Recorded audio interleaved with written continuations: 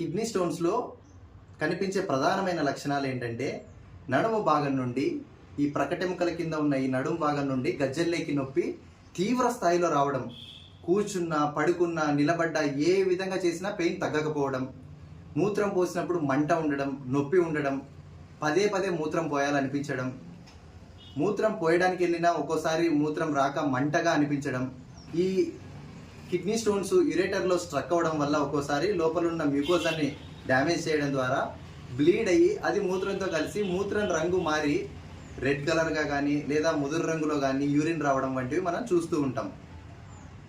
అయితే kidney stones size తక్కువగా ఉన్నప్పుడు లక్షణాలు అంతగా కనిపించకపోవచ్చు. అంటే దాదాపుగా 6 mm కన్నా తక్కువ ఉంటే లక్షణాలు తక్కువగా కనిపిస్తాయి.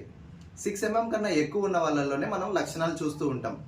చాలా మందిలో ఇవి యాక్సిడెంటల్గా బయటపడుతూ ఉంటాయి. స్కాన్ చేసినప్పుడు వాళ్ళు వేరే స్కాన్ కోసం దేనికో వెళ్ళినప్పుడు అది చూసినప్పుడు ఈ కిడ్నీ స్టోన్స్ బయటపడుతూ ఉంటాయి.